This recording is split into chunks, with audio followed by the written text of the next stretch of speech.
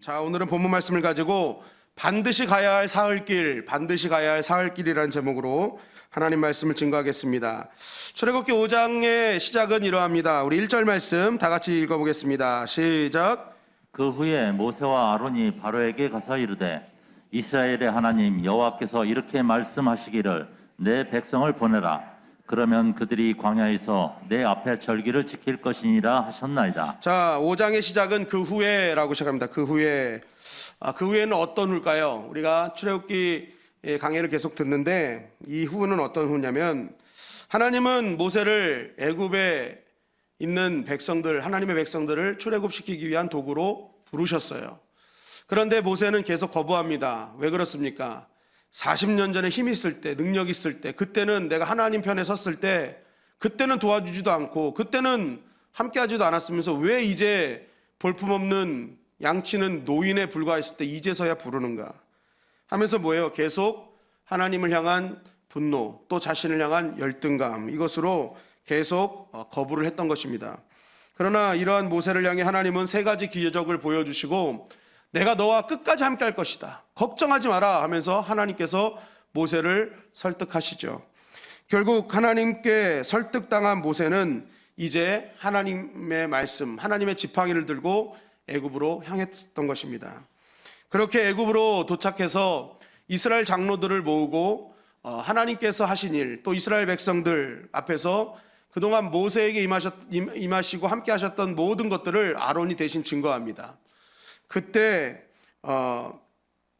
이 모세가요, 마음속에는 나름 트라우마가 있잖아요. 안 될 거야. 나 같은 노인이, 나 같은 양치기가, 볼품없는 내가 한다고 뭐가 될까 하는 이런 트라우마는 계속 갖고 있었거든요. 그런데 그렇게 전하는데 이 모세가 생각했던 것은 완전히 기우였죠. 전혀 다른 반응이 나타났습니다. 출애굽기 4장 30절 31절 말씀 시작. 아론이 여호와께서 모세에게 이르신 모든 말씀을 전하고 그 백성 앞에서 이적을 행하니 백성이 믿으며 여호와께서 이스라엘 자손을 찾으시고 그들의 고난을 살피셨다 함을 듣고 머리 숙여 경배하였더라. 네, 40년 전에는 도와줘도 살인자 취급하던 자들이 이 하나님께서 함께 하시는 것을 믿고 말하고 전했더니 뭐예요? 다들 그 말을 믿고 하나님 앞에 머리 숙여 경배하는 일이 벌어진 것입니다. 40년 전과는 완전히 다른 상황이 펼쳐지고 있는 것입니다. 이런 트라우마 속에 있었던 모세가 이 현상을 보면 얼마나 기뻐했을까요? 아주 신나고 신기했을 겁니다. 야, 진짜 하나님이 함께 하시니까 능치 못함이 없구나. 백성이 한 방에 그냥 하나님 앞에 엎드려 버리는구나. 야, 이렇게 온 백성이 한순간에 엎드린다면 저 바로 한 명 움직이는 거 저거 문제도 아니겠네. 저 바로 한 명 엎드리게 하는 거 문제도 아니겠네. 이런 생각을 하게 되었을 것입니다. 그래서 엄청나게 신나고 담대한 마음을 가지고 이제 바로 앞에 선 거예요. 바로 그 후회라는 거예요. 그 후회. 엄청 신나고 담대해진 후에 그 말하는 거예요. 엄청 신나고 담대해진 후에 이제 모세가 아론이 바로 앞에 선 것입니다. 뭐라고 얘기합니까? 다시 5장 1절 보니까 바로에게 가서 이스라엘 하나님 여호와께서 이렇게 말씀하셨다. 어떻게 보면 막 이렇게 주눅 들고 이런 게 전혀 없어요. 자, 내 말 잘 들어. 이스라엘의 하나님 여호와 하나님께서 나에게 이렇게 말씀하셨어. 똑바로 들어 하는 거예요. 되게 담대하잖아요. 지금 모세는 주눅 든 게 하나도 없어요. 그만큼 마음속에 담대함이 있었던 거예요. 특히 여기서 이스라엘의 하나님 여호와께서 이렇게 얘기하는데 이스라엘의 하나님이라는 단어가 굉장히 중요합니다. 뭐냐면 바로에게 선포한 거예요. 이제 이스라엘 백성들, 히브리인들은 애굽의 노예가 아니라 이스라엘이라는 나라의 국민이다. 하나님의 백성들이다 하면서 우리는 이제 한 나라다라고 선포를 해버린 겁니다. 너 바로는 노예로 보지만 이제는 우리는 아니야. 하나님 백성이야. 이거는 하나님의 나라야. 그 하나님의 백성을 향해서 하나님이 말씀하신 거야. 그리고 여호와 하나님, 약속을 지키신 하나님께서 약속을 이루시는 거야. 그런 하나님이 우리 백성들을 보내라고 하셨어. 하나님의 백성을 보내라고 하셨어.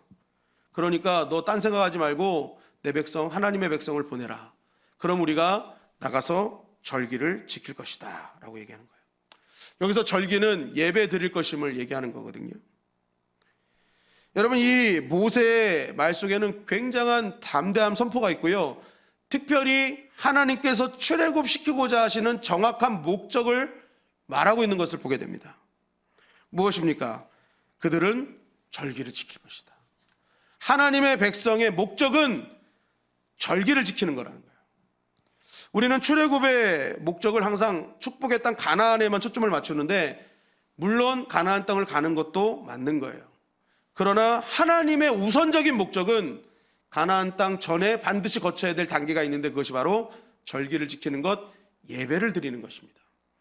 그래서 여러분, 우리가 이 말씀을 통해서 꼭 기억해야 될 것은요, 출애굽은요 장소의 이동만을 가리키고 있지 않다는 거예요.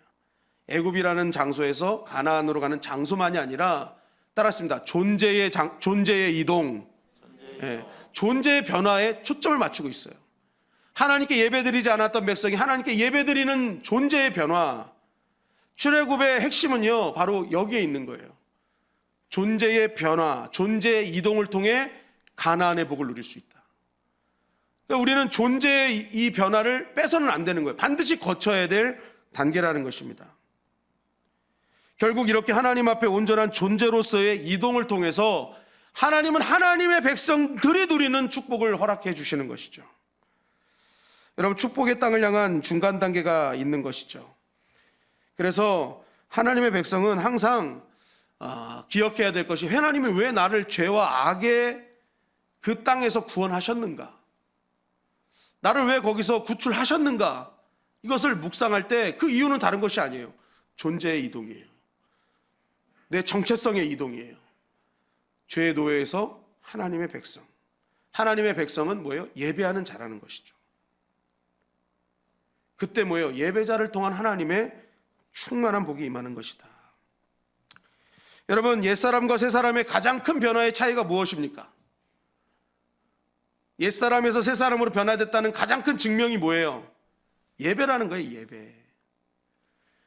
그동안 옛사람은요 내 인생에 내가 주인 삼아 나를 예배했어요. 나를 경배했어요. 내 선택, 내 결정이 곧 뭐예요? 나의 삶의 결정이에요. 그래 내가 하나님이었어요. 그런데 이 옛사람이 벗어버리고 하나님을 향한 새 사람으로 변화될 때 인생의 주인이 내가 아닌 하나님으로 바뀌는 거죠. 내가 결정하던 것을 하나님께 의탁하고 내가 선택하던 것을 하나님의 선택에 맡기는 그러한 시간이 바로 뭐예요? 예배라는 거예요. 그 예배를 통해서 나의 옛사람이 벗어지고 하나님 주인 삼은 그러한 증명을 하는 것이 예배인 것이죠. 그러니까 예배는 어제의 나를 벗고 오늘의 새로운 나로 변화되는 아주 중요한 시간이라는 것입니다. 바로 그러한 새로운 존재로 변화된 그러한 사람을 하나님이 기뻐하시고 그러한 자들에게 주시는 하나님 수준의 복이 있다는 것입니다. 우리가 금요일에도 말씀을 통해 배웠지만 요셉은 분명 특별한 꿈의 계시를 받은 인생이었습니다. 야곱의 족보를 얘기하면서 장자인 루우벤을 얘기하지 않아요. 요셉을 얘기해요. 뭐예요? 요셉에게 흐르는 축복의 족보라는 거예요. 요셉을 통해 흐르는. 그러니까 요셉은 특별한 존재였다. 그 특별한 존재를 어떻게 표현하셨어요? 꿈을 꾸게 하신 거예요. 이 사람은 특별한 선택받은 하나님의 사람이다. 그게 꿈인 거예요. 꿈. 그러니까 특별한 은혜고 특별한 하나님의 초이스였어요. 그럼 여러분, 우리가 하나님께 이제 은혜를 받고 하나님의 선택을 받았어요. 충만한 은혜를 받았어요. 그럼 우리가 생각하는 그 다음의 순서는 뭐예요? 막 우리의 인생이 대로처럼 열리고, 그죠? 승승장구하고, 그게 바로 우리의 평상적으로 느끼는 생각이란 말이에요. 그런데 이렇게 특별한 은혜를 받았는데 요셉에게 펼쳐진 다음 코스는 뭐였어요? 구덩이였단 말이에요. 구덩이. 이 형들이 준비한 구덩이는 물구덩이였습니다. 한 3-4m 되는 물구덩이였는데 이 구덩이에 넣으면요 물이 있으면 바로 익사하고 죽는 거예요. 없으면 4m 구덩이에 빠져서요 언젠가는 그냥 죽게 돼 있는 거예요. 형들은 완전히 요셉을 죽일 각오로 구덩이에 집어던진 겁니다. 그럼 보세요. 분명히 하나님 만났고 하나님 특별한 계시를 받았고 은혜를 경험했는데 왜 요셉은 또 구덩이였을까? 성경은 우리에게 이렇게 증거합니다. 창세기 37장 23절 말씀 시작. 요셉이 형들에게 이르매 그의 형들이 요셉의 옷 곧 그가 입은 채색 옷을 벗기고 그를 잡아 구덩이에 던지니 그 구덩이는 빈 것이라. 그 속에 물이 없었더라. 자, 요셉이 형들에게 잡혔어요. 그때 형들이 했던 첫 번째 했던 행동이 뭐라고 말하고 있어요? 채색 옷을 벗겼다라고 얘기하고 있어요. 요셉은 구덩이에 빠지기 전까지 채색 옷을 입고 있었어요. 근데 여러분, 이 채색 옷이 어떤 옷이었습니까? 옥동자가 입은 막 화려한 옷, 그런 옷이 아니라 이 옷은요, 소매가 긴 옷이란 뜻이에요. 그러니까 형들은 소매가 짧은 옷, 무릎까지 오고 소매가 없는 옷, 뭐예요? 일하기 편한 옷. 근데 요셉에게는 긴 옷을 입혔어요. 일하지 말아라. 너는 그들의 감독관이 되라. 라는 어떤 그런 완장과 같은 옷이었습니다. 즉, 요셉이 채색 옷을 입었다는 것은 채색 옷을 하나님 삼아, 채색 옷이 갖고 있는 능력, 채색 옷이 갖고 있는 힘, 그것을 하나님 삼아 살았다는 거예요. 그런데 특별하게 하나님 꿈을 꾸고 하나님을 만났음에도 불구하고 여전히 요셉은 채색 옷을 입고 있었어요. 뭐예요? 하나님의 은혜도 알고 세상의 힘도 버리지 않았던 거예요. 옛사람과 새사람의 구분이 없었던 거예요. 늘 뭐예요? 그 가운데서 좋으면 신앙, 안 좋으면 이거 뭐 왔다 갔다 하는 양다리 신앙이었다는 거죠. 하나님은 그러한 존재의 변화를 위해서 옛사람을 벗겨버리신 것입니다. 채색 옷을 벗겨버리신 거예요. 그거 입어서는 절대 이길 수 없다. 옛사람으로 살아서는 절대 다음을 기약할 수 없다. 왜요? 채색 옷은 형들에게 시기와 분노를 유발하는 옷이었고 그 가정을 파괴하는 옷이었기 때문에 옛사람은 항상 그렇게 우리를 파괴의 길로 이끄는 거예요. 그래서 하나님은 그 채색 옷을 벗기신 겁니다. 그리고 그 벗기셨을 때 어떤 일이 벌어졌어요? 구덩이에 들어갔어요. 그런데 그 구덩이가 빈 구덩이였대요. 물이 없었대요. 이것은 하나님께서 그를 지키시고 보호하셨다는 의미라는 거예요. 물이 있었다면 죽었을 운명. 그러나 물이 없었기에 그는 거기서 결국에는 미디안 상인에게 팔렸고 종살이 옥살을 거쳐 바로 앞에 서는 지름길로 갈 수 있었다. 이 안에 물이 있었으면 요셉은 죽는 거였어요. 중요한 것은 뭐예요? 옛사람을 벗어내는 순간부터 하나님께서 준비하신 은혜를 경험할 수 있다는 것입니다. 여러분, 이 옛사람을 벗는 시간이 바로 예배라는 것이죠. 나의 채색 옷을 벗는 시간이에요. 그동안 내가 하나님 삼았던 거, 내가 하나님처럼 살았던 시간, 그 시간을, 이 시간을 통해서 내가 하나님이 아니라 내가 주인이 아니라 나의 주인은 하나님이심이라를 고백하는 채색 옷을 벗을 때 우리는 알지 못하는 하나님의 준비하신 은혜를 우리는 경험하게 되는 것입니다. 여러분, 오늘도 나의 주인 되신 하나님을 믿음으로 고백하는 채색 옷 벗는 시간이 되시기를 주님의 이름으로 간절히 축원합니다. 아멘. 그래서 우리가 가나안의 축복을 누리려면요, 절대로 예배를 뛰어넘어서는 안 된다는 거예요. 우리의 가나안의 여정, 우리의 인생의 여정은 그 결국이 하나님 분명히 가나안의 축복을 준비하고 계시거든요.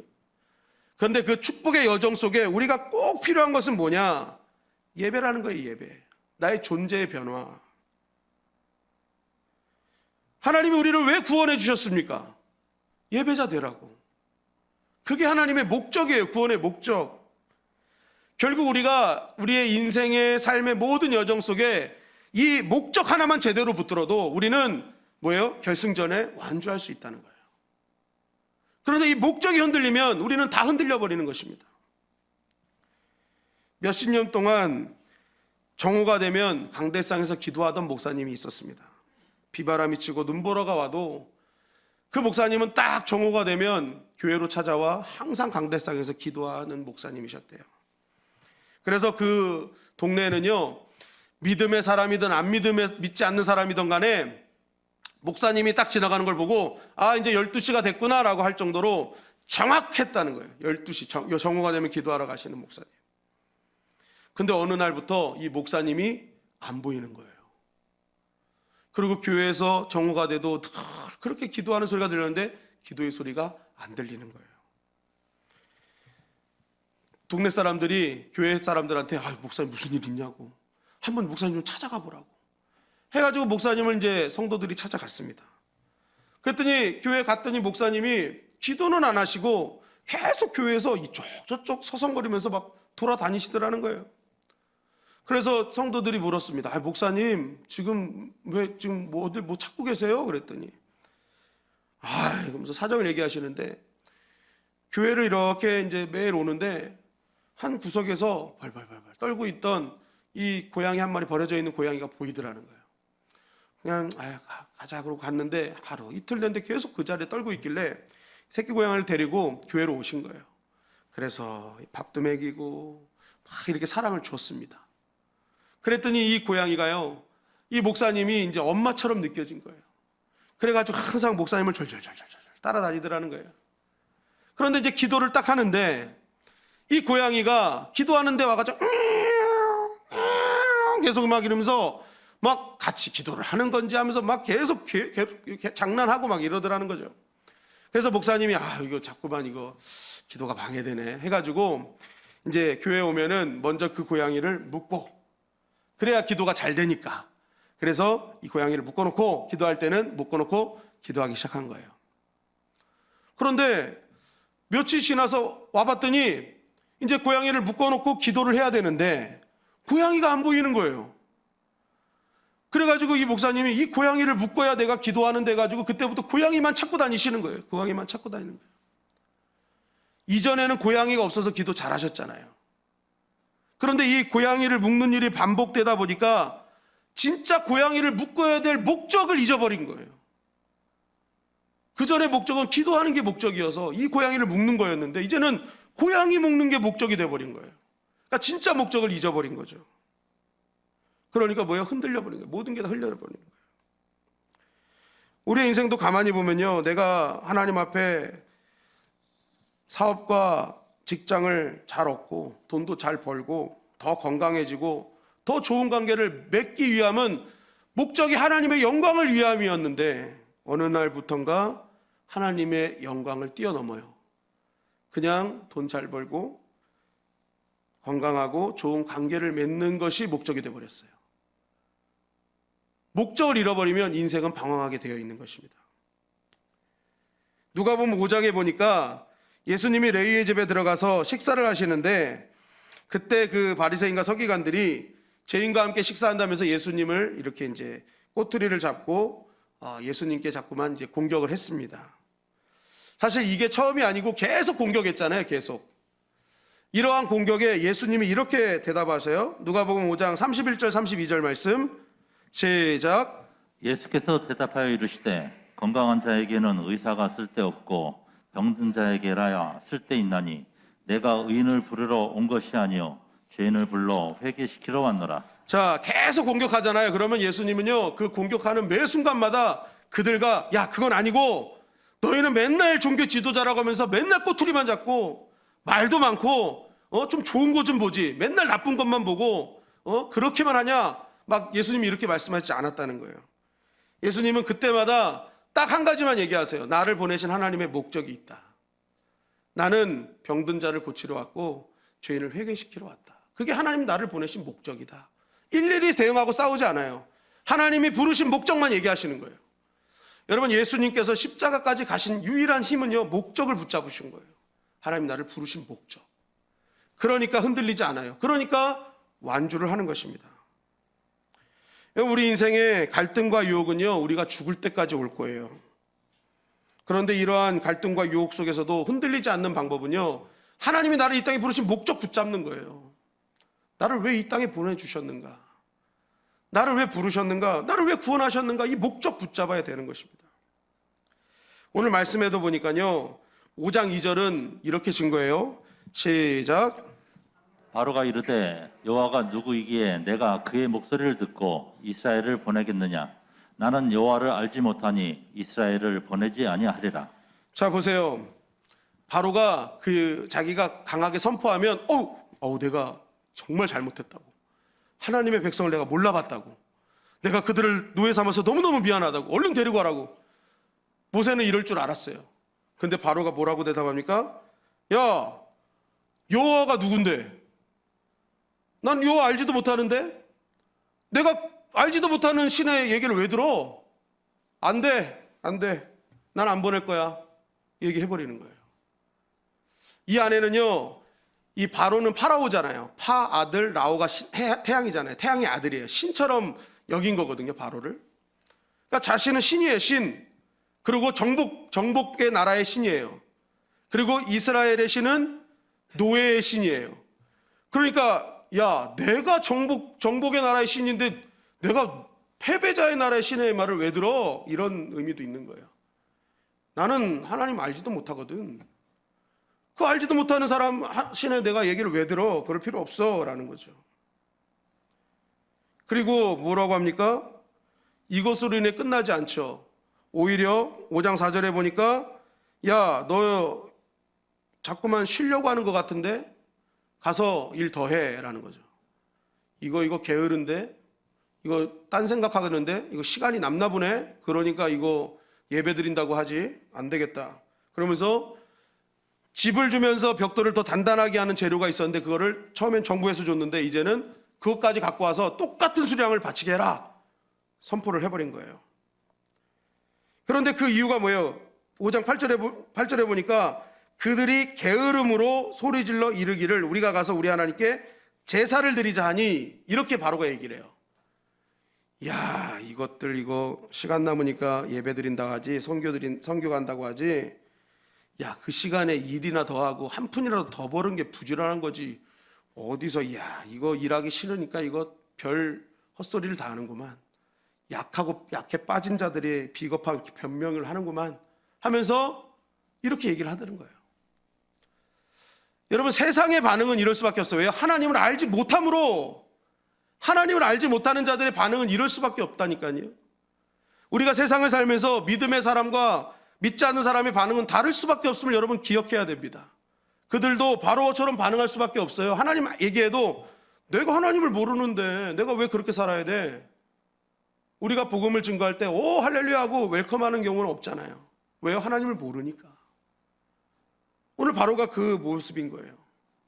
난 하나님 몰라. 난 내 마음대로 할 거야. 내가 인생의 주인인 사람은 전혀 하나님 말을 들을 수가 없죠. 여러분, 분명히 예배드리고 영적인 것을 하려고 할 때 이런 유혹과 방해들이 있다는 거예요. 그럴 때 어떻게 하라는 거예요? 목적 붙들고 흔들리지 말라는 거예요. 출애굽기 5장 3절 말씀 시작. 그들이 이르되 히브리인의 하나님이 우리에게 나타나셨은즉 우리가 광야로 사흘 길쯤 가서 우리 하나님 여호와께 제사를 드리려 하오니 가도록 허락하소서. 여호와께서 전염병이나 칼로 우리를 치실까 두려워하나이다. 자, 이러한 바로의 냉담한 반응에도 모세는 끝까지 얘기합니다. 하나님께서 우리에게 나타나셔서 광야로 사흘 길을 가서 반드시 예배드리라고 했다. 우리가 그렇게 하지 않으면 하나님께서 전염병이나 칼로 우리를 치실까 난 두렵다. 강력한 권세자 앞에서 그 세상의 왕을 두려워하지 않고 오히려 하나님을 두려워하면서 포기하지 않고 하나님의 목적을 얘기하는 모세. 특별히 뭐라고 합니까? 우리는 반드시 사흘길을 가야 된다는 거예요. 사흘길. 이 사흘길. 여러분, 이 사흘길의 의미가 뭐냐면 성경에서 보면요, 창세기 20장에서 아브라함이 이삭을 바치기 위해서 모리아 산으로 가는 길의 여정의 길이 사흘길이었어요. 그 사흘길은 하나님과의 약속이 가까워지는 길이었고 하나님께서 주신 자녀를 하나님께 드리는 구별됨으로 드리는 길이 사흘길이었어요.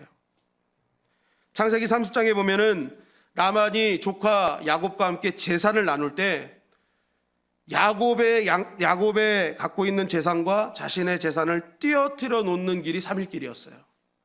하나님의 백성의 것과 세상의 것이 구별되는 거리가 사흘길이었어요. 요나가 3일 동안 뱃속에 있을 때 하나님의 약속에 하나님의 명령의 땅으로 가는 그 시간이 사흘길이었습니다. 무엇보다도 예수님께서 하나님의 백성 되게 하시고 하나님의 나라를 얻게 하시는 그 부활의 주님으로 서는 시간이 사흘길이었어요. 여러분, 사흘길의 의미는 나의 계획과 하나님의 계획에 간극이 줄여지는 시간이고 하나님의 백성과 믿지 않는 자들의 구분되는 시간이 사흘길이라는 거예요. 사흘길. 모세는 뭐라고 얘기하는 거예요? 우린 반드시 구별돼서 하나님께 예배 드려야 된다는 것입니다. 사흘길은 가도 되고 아니면 말고의 시간이 아니에요. 시간 되면 가고 내 컨디션 되면 가고 그게 아니라는 거예요. 반드시 가야 될 길이라는 거예요. 왜요? 하나님의 계획과 나의 계획에 간극이 줄여지고 하나님께 구별되는 장소이기 때문에. 모세는 끝까지 포기하지 않는 거예요. 사흘길은 반드시 가야 됩니다. 이것을 통해서 우리는 존재의 변화가 있을 것이며 이 존재로 변화된 자들이 누리는 하나님의 축복의 주인공이 될 수 있다는 것이죠. 여러분, 저와 여러분들이 이 사흘길을 포기하지 않기를 주님의 이름으로 간절히 축원합니다. 이 길을 가야 되는 거예요. 우리가 반드시. 그 길은 첫 번째 뭐예요? 예배라는 거예요. 예배. 하나님을 예배하는 것. 또 하나의 사흘길은 바로 기도라는 것입니다. 여러분, 잘 될 줄 알았어요. 모든 것이 그냥 순종하면 그냥 일사천리로 진행될 줄 알았습니다. 이스라엘 백성들도 모세와 아론이 얘기하는 걸 보고 믿고 경배했잖아요. 야, 이제 우리는 이 모든 일에서 해방될 거야. 야, 이제는 우린 자유인이야. 막 이렇게 신나고 들떠 있었을 것입니다. 그런데 모세와 아론의 예상, 이스라엘 백성들의 예상과는 전혀 다른 길로 계속 진행이 되는 거예요. 이래서 해방될 줄 알았던 이스라엘 백성은 더 일이 가중됐고, 모든 백성들의 칭찬과 존귀를 받을 줄 알았던 모세와 아론에게는 출애굽기 5장 20절 21절에 보니까 그들이 바로를 떠나 나올 때 모세와 아론이 길에 있는 것을 보고 그들에게 이르되 너희가 우리를 바로의 눈과 그의 신하의 눈에서 미운 것이 되겠다. 온 백성이 한마음한 뜻으로 될 줄 알았는데 오히려 이것이 모세와 아론을 등지게 하는 일이 되어버린 것입니다. 우리를 죽이게 하도다. 너 여호와는 너희를 살피시고 판단하시기를 원하노라. 너희가 했던 이 일 하나님께서 반드시 벌 주실 거야. 이런 말이에요. 함께 하나님의 나라를 이룰 것 같은 백성들조차도 등을 돌리는 일이 벌어진 것입니다. 이들의 계산에 전혀 없었던 일들이 막 벌어지는 거예요. 예상한 대로 되지 않는 것입니다. 근데 여러분, 여기까지만 보면요, 완전한 바로의 승리 같아요. 야, 이게 완전히 끝났구나. 그런데 한번 따라하겠습니다. 이 모든 일이 하나님의 계획대로, 지금 이 일은요, 하나님의 계획대로 진행되고 있는 일이라는 거예요. 출애굽기 4장 30절 말씀 다 같이 한번 읽어볼까요? 시작. 아론이 여호와께서 모세에게 이르신 모든 말씀을 전하고. 자, 아론이 여호와께서 모세에게 이르신 모든 말씀을 전했어요. 왜 아론이 전하시는지 알죠? 아론을 대언자로 세웠잖아요. 모세가 그동안 히브리 언어를 사용하지 않았기 때문에 어눌한 거예요. 히브리 언어에. 말 자체는 잘하는데 히브리 언어에 어눌한 거예요. 그러니까 아론, 히브리 언어를 잘하는 아론을 세워서 히브리인들에게 얘기한 거예요. 그런데 그때 모든 말을 전했어요. 한 가지도 빠짐없이 모든 말을 전했다. 그 모든 말 속에는 이 말도 들어있었어요. 출애굽기 4장 21절 말씀 시작. 여호와께서 모세에게 이르시되 내가 애굽으로 돌아가거든 내가 내 손에 준 이적을 바로 앞에서 다 행하라. 그러나 내가 그의 마음을 완악하게 한즉 그가 백성을 보내주지 아니하리니. 자, 아론이 모세에게 하나님께서 모세에게 주신 모든 말씀을 전했는데 그 모든 말씀 속에는 뭐가 있어요? 하나님 앞에 바로 앞에 가서 모든 거 다 전해도 그의 마음이 완악하여서 백성을 보내주지 않을 것이다. 이미 모세와 아론과 이스라엘 백성은 이것을 알고 갔단 말이에요. 이것이 하나님의 계획이었단 말이에요. 그런데 중요한 것은 눈앞에 지금 보여지는 현상이 내 뜻대로 안 되고 내가 예상한 대로 안 되니까 이들이 하나님의 계획은 생각지도 않고 그 내 방향대로 안 되는 거에 대한 불평과 불만과 원망과 시비가 있더라는 것이죠. 다 알고 시작했어요. 그러면 뭐예요? 내 예상대로 안 되더라도 하나님의 계획 속에는 바로가 거절할 거라는 걸 알고 있기에 하나님, 지금은 이 예상대로 안 되지만 하나님의 계획대로 반드시 이루어 주실 줄 믿습니다 하고 하나님께 엎드렸어야죠. 그런데 이 일이 일어난 후에 어떤 일이 벌어지냐면 출애굽기 5장 15절은 이렇게 우리에게 증거합니다. 시작. 이스라엘 자손의 기록원들이 가서 바로에게 호소하여 이르되 왕은 어찌하여 당신의 종들에게 이같이 하시나이까. 자, 분명히 이스라엘 모든 백성들과 모세와 바로는 이렇게 안 될 걸 알고 있었어요. 그런데 이런 일이 딱 문제에 부딪히니까 이스라엘 자손의 기록원들, 이게 이제 건설 현장에서 벽돌 몇 장 구웠고 일하는 사람 몇 명인지 관리하던 리더들이었어요. 그 리더들이 지금 자기의 예상대로 안 되고, 지금 하나님의 계획대로 되는 거거든요. 그런데도 자기의 예상대로 안 되니까 누구한테 가서 호소하고 있어요? 바로에게 가서 호소하고 있는 거예요.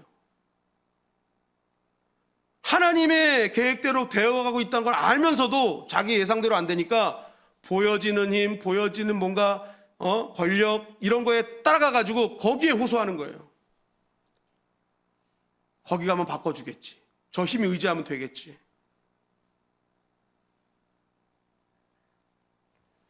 여러분, 책임자들이 이러는 거예요. 책임자들이. 그런데 모세가 이러한 동일한 원망과 불평과 예상대로 안 됐을 때 모세는 어떻게 반응했는지를 출애굽기 5장 22절은 이렇게 증거합니다. 시작. 모세가 여호와께 돌아와서 아뢰되 주여 어찌하여 이 백성이 학대를 당하게 하셨나이까? 어찌하여 나를 보내셨나이까? 자, 두 부류 다 하나님 자신의 예상대로 안 됐어요. 자신의 뜻대로 안 됐어요. 그런데 왜 하나님은 모세를 통해 일하셨는가? 모세는 불평과 원망조차도 하나님께 돌아와서 하는 거예요. 하나님께 호소하는 거예요. 하나님 왜 이러세요? 하나님 도대체 왜 이러시는 거예요? 호소하는 대상이 달라요. 왜 하나님은 모세를 선택하셨는가? 그 이유를 우리는 분명히 알 수 있습니다. 모세는 기도의 사흘길을 떠났어요. 보여지는 힘이 아닌 하나님, 내가 보여지는 대로 안 될지라도, 내 예상대로 안 될지라도 결국 이 모든 것 하나님이 이루심을 믿고 뭐예요? 그 결국을 믿고 하나님께 호소하는 거죠. 모세는 하나님과 소통하니 형통의 은혜를 누립니다. 그러나 이스라엘 백성은 하나님과 불통하니 고통이 가중되는 것이죠. 하나님의 백성은 세상의 사람들과 다른 점이 있다면 문제가 없는 것이 아닙니다. 그 문제를 어떻게 해결하느냐의 차이죠. 문제 해결의 차이는 문제의 크고 작음의 차이가 아닙니다. 자세의 차이입니다. 그 자세가 어떤 자세예요? 나는 지금 누구한테 호소하고 있는가? 내 뜻대로 안 된다고, 내 예상대로 안 된다고 나는 지금 누구한테 호소하고 있는가? 시편 121편 1절 말씀은 우리에게 이렇게 증거합니다. 시작. 내가 산을 향하여 눈을 들리라. 나의 도움이 어디서 올까?